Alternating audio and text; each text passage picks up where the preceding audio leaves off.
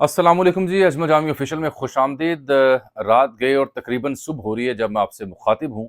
ये मेरा YouTube channel, क्योंकि भारतीय जारहियत अपने उरूज पर है, लम्हा ब लम्हा बदलती सूरत हाल से आगाह रखने के लिए बार बार आपसे मुखातिब हो रहा हूँ, क्योंकि ताज़ा खबरों के मुताबिक भारत ने पाकिस्तान पर एक बार फिर हमला किया है। और अब ये जो हमला किया गया है, ये 3 एयर बेसेस पे हमला किया गया है, जिसकी तस्दीक रात कोई 3 साढ़े 3 बजे हुई। ये एयर बेसेस कौन-सी हैं, क्या नुकसान हुआ, पाकिस्तान ने इस हमले को कैसे नाकाम बनाया और ये ग्रैंड स्कीम क्या है भारत की? और एक खबर और दे दूं कि भारत की जानिब से जो ड्रोन्स या मिसाइल्स फायर किए गए, तो कुछ ड्रोन्स अफगानिस्तान तक हिट किए हैं। वो किस लिए भारत ने वहां तक ले जाया ड्रोन को? चढ़ दे पंजाब में क्या सूरत हाल रही, हरियाणा में, अमृतसर में? रात गए डीजीआईएसपीआर को 2 बार हंगामी प्रेस कॉन्फ्रेंस क्यों करना पड़ी? लाहौर, पिंडी, इस्लामाबाद में धमाकों की आवाजें आई, शोरकोट में धमाकों की आवाजें आई, चकवाल में आई। ये सब क्या था? ये सब क्या ड्रोन हमले थे? नहीं, ऐसा नहीं है। भारत पिछले 48 घंटों से मुसलसल जो इजरायलियन टेक्नोलॉजी वाले हारो ड्रोन्स हैं, उनको बार बार पाकिस्तान के तमाम शहरों में भेज रहा है। क्यों भेज रहा है? To collect information and data कि पाकिस्तान की इंस्टॉलेशंस, पाकिस्तान का एयर डिफेंस सिस्टम, पाकिस्तान के रेडार्स और पाकिस्तान के खुफिया हथियार कहां हैं, ताकि उनको टारगेट किया जा सके। यही वजह है कि पाकिस्तान इन ड्रोन्स को आने दे रहा था, इनका स्वागत कर रहा था कि थोड़ा नीचे हो जाएं, रेडार और डिफेंस इसको डिटेक्ट ना करे, क्योंकि इसकी सलाहियत यह है कि अगर रेडार और एयर डिफेंस सिस्टम इसे डिटेक्ट करे तो ये उसकी सिग्नल कैच करके वहां जाके खुद कुछ तरीके से फट जाता है। तो आप इतने छोटे से ड्रोन के ऊपर इतना कीमती अपना असासा या मिसाइल जाया नहीं करते। आप इसे रवायती तरीके से सॉफ्ट या हार्ड किल करते हैं, जो हो भी रहा है। यही वजह है कि आपने कल तक की तादाद सुनी होगी 77। अब जब मैं आपसे मुखातिब हूं तो अल्हम्दुलिल्लाह ये 85 तक जा चुके हैं जो मार गिराए हैं, जो उन्होंने इसराइल से लिए थे। तो उसके बाद ये ड्रोन्स की जो बार बार रिपीट एपिसोड थी, ये जारी करने के बाद हुआ ये है कि जुमे और हफ्ते की रात, मैं तो अब सुबह होने वाली हफ्ते की जब मैं आपसे बात कर रहा हूं, तो जुमा और हफ्ते की रात इन्होंने सबसे पहले एलओसी गर्म की, फिर वर्किंग बाउंड्री गर्म की, और फिर इन्होंने ड्रोन्स मुख्तलिफ शहरों में भेजे। जलालपुर जटा में ड्रोन एक इनका आया जिसको मार गिराया जा रहा था गोलियों से। अवाम सड़कों पर निकले हुए थे, यार देखो जी नज़ारे चेक करो, क्या बात है, गोलियां ना मार रहे हैं जी। इसी तरह से नारोवाल रोड पे बद्दोमल्ली करीब एक खेतों में आके गिरा हुआ एक ड्रोन है, उसकी वजह से खेतों में आग भी लगी हुई है। मुझे लगता है कि वो मिसाइल है, क्योंकि उसका आग थोड़ी ज्यादा है, उस पर भी लोग वीडियो बना रहे हैं। लाहौर में एक ऐसा ही ड्रोन गिरा, और वो एक सिटी गाड़ी थी नीले रंग की, जिसकी बॉनेट पे गिरा हुआ है और शहरी खड़े होकर तस्वीरें बना रहे हैं। आज ही आपने एक मशहूर जमाना तस्वीर देखी होगी कि एक फौजी जवान बंदूक लेके ड्रोन को मारने की कोशिश कर रहा है, और साथ एक सिविलियन ऐसे तस्वीर उठा के उसने उसने भी बंदूक उठाई हुई है। ये क्रेडिट मैं दूंगा पीटीआई की सोशल मीडिया टीम को, जिसने बिलखुसूस इस हसास मौके पर अपने फौजी जवानों की भरपूर हिमायत की और इस तस्वीर को बहुत ज़्यादा वायरल किया, पैगाम दिया कि फौज जब मोदी को ललकारेगी, जब जंग होगी, जब मोदी हमें ललकारेगा, तो फौज और ये मुल्क और ये कौम एक है।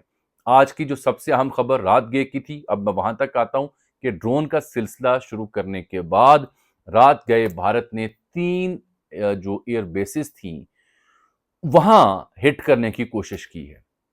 कुछ लोग कह रहे हैं कि पृथ्वी मिसाइल थे या ब्रह्मोस मिसाइल थे जो भारत ने चलाने की कोशिश की।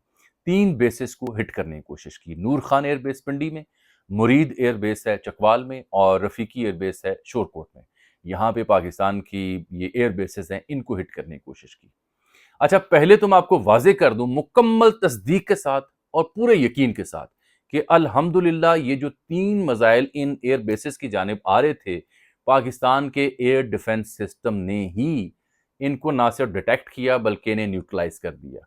कल रात मैंने एक यूट्यूब लाइव किया था, तो मुझे शोरकोट से एक सारिफ ने कमेंट किया कि मैंने शोरकोट में जो बेस है उसकी जानिब एक रोशनी आती देखी, जिससे रास्ते में ही उस रोशनी को तोड़ दिया गया और रास्ते में वो खत्म हो गई। ऐसा लगता है किसी मिसाइल को न्यूट्रलाइज किया गया है, क्योंकि न्यूट्रलाइज किया जाए तो ये तस्वीर बनती है जो मैं आपको बयान कर रहा हूँ। अदरवाइज कोई पृथ्वी मिसाइल या ब्राह्मोस मिसाइल अगर कहीं गिरे तो नुकसान होता है। अभी हम भावलपुर में जाके आपको दिखाया था मस्जिद में, जो मस्जिद को जैसे शहीद किया गया है।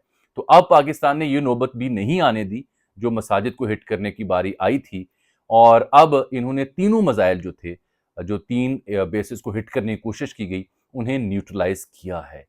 ये फ़िज़ाइया जाग रही है। भारत को तब थी जो कल DGISPR और पाकिस्तान की जो फिजाइया के तर्जुमान ने प्रेस कॉन्फ्रेंस की, उसमें जो राफेल और भारतीय एयरफोर्स का जो दुर्गत उन्होंने बनाई, जो एविडेंस सुनाया कि ये देखें राफेल गिरा, उसके पायलट की गुफ्तगू सुने और बताया कहाँ कहाँ से राफेल आए थे। भारतीय तैयारे 80 के करीब थे, हमारे तैयारे 30 से 40 थे और उनको पीछे धकेला और वही 5 तैयारे मारे जिन्होंने 9 जगहों पे मिसाइल मारे थे, ठीक, मसाजिद के ऊपर।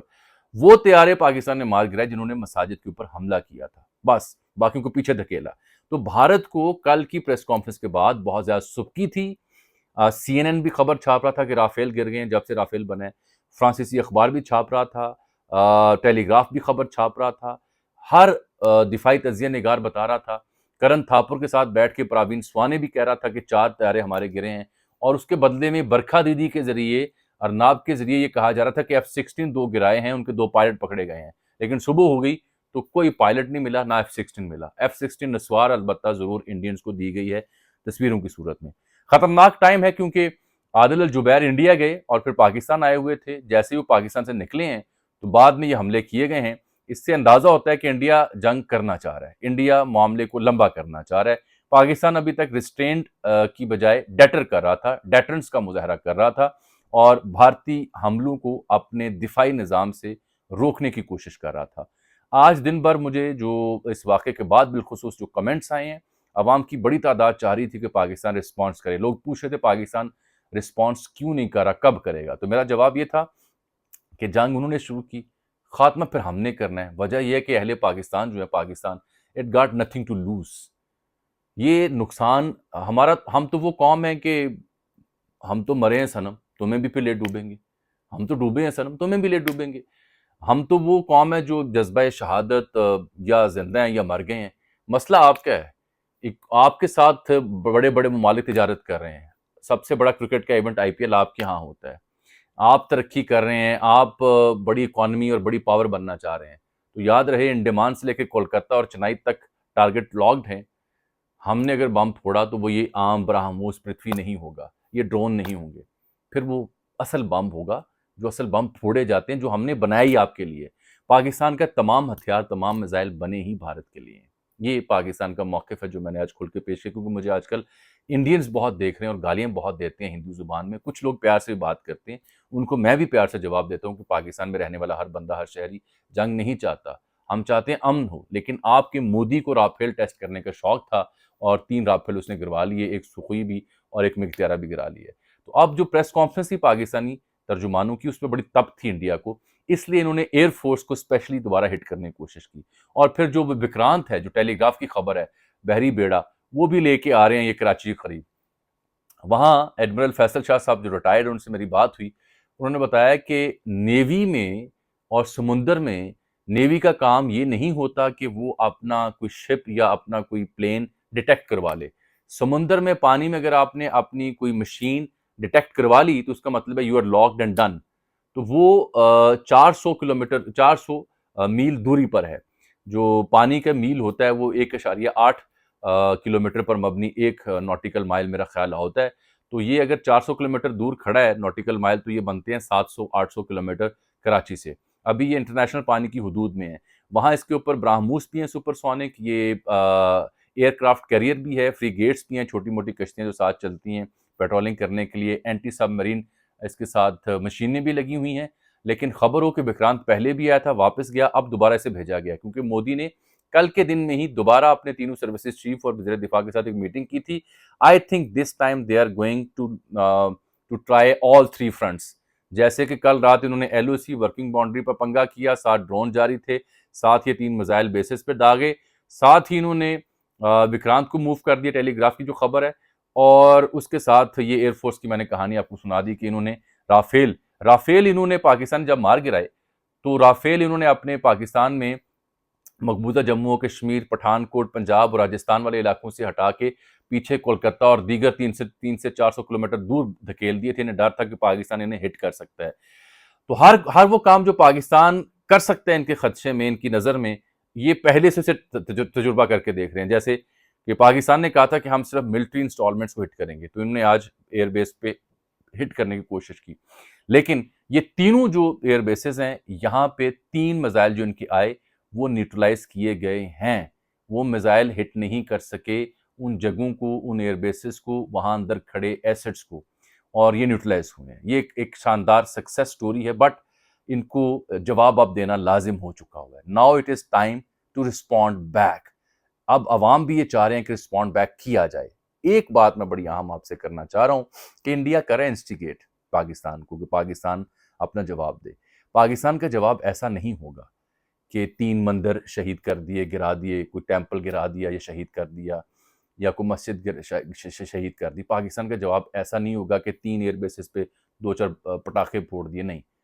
ये मेरा वीलॉग और मेरे जुमले लिख लें, फिर जो रिस्पॉन्स होगा वो दुनिया देखेगी, फिर ऑल आउट रिस्पॉन्स होगा। उस रिस्पॉन्स के बाद अगला रिस्पॉन्स आने की कैपेसिटी या हिम्मत बाकी नहीं बचेगी। Mark my words. सऊदी सफीर जरूर आए थे, भारत से उन्होंने जरूर पूछा था कि जंग जारी रखनी है, रोकनी है, क्या करनी है। पाकिस्तान के पास वो पहुंचे, उन्होंने बात की, भारत ने कहा, मेरी इत्तलात ये है कि हमने भी 4 मिसाइल मार लिए, उन्होंने भी तैयारे मार लिए, तो इनफ। लेकिन ऐसा नहीं है। अभी सऊदी सफीर यहाँ, सऊदी वज़ीर खारजा माफ कीजिएगा, यहाँ से गए नहीं और ये पीछे से हमला कर दिया गया। जवाब मुंतजिर है, जवाब रीलोड हो रहा है और उसकी तैयारी करे भारत। ऐसा जवाब दिया जाएगा कि इसकी 7 नस्लें याद रखेंगी, अगर 7 नस्लें आ सकी बाद में तो। ये आप जरूर रखिएगा, लाजमी लाजमी ये बात अपने जहन में रखिएगा कि होने क्या जा रहा है। भारत जो पंगा ले चुका है, अब ये नहीं हो सकता कि भारत खत्ते में एक सुपर पावर के तौर पर जाना जाए। पाकिस्तान उसकी राह में सबसे बड़ी रुकावट होगी। ये जो इसने मुरीद एयरबेस, चकवार, रफीकी एयरबेस, शोरकोट और नूर खान एयरबेस को हिट करने की कोशिश की, ये न्यूट्रलाइज किए हैं मिसाइल, सारे सारे के सारे 3 मिसाइल थे, तीनों न्यूट्रलाइज किए हैं। और ये तो वो कौम है कि जैसे ही पिंडी में नूर खान एयरबेस के ऊपर मिसाइल आया तो उसको न्यूट्रलाइज किया, तो ये कौम वो है जो बाहर आके खड़ी हो गई, झंडे पकड़ के, पाक फौज के हक में नारे, मिसाइल के आसपास लोग फिर रहे हैं, वो जलालपुर जट्टा में भी फिर रहे हैं, नारंग मंडी नारोवाल में भी एक ड्रोन गिरा, वहां भी फिर रहे हैं। और ये तो मतलब बट्टा हाथ में आ जाए वो मारने को तैयार हो जाते हैं। इस कौम को आपने पुकारा है? ये तो बड़ी पागल और जुनूनी कौम है। आपके यहाँ जरा सा पटाखा फोड़ा जाए ना, लोग भागते हैं, टेबलों के नीचे घुसते हैं। ये पटाखा मारो तो बाहर जाते हैं देखने क्या हुआ है। जंग अब मेरा नहीं ख्याल कि रुकेगी, मुश्किल हो जाएगा।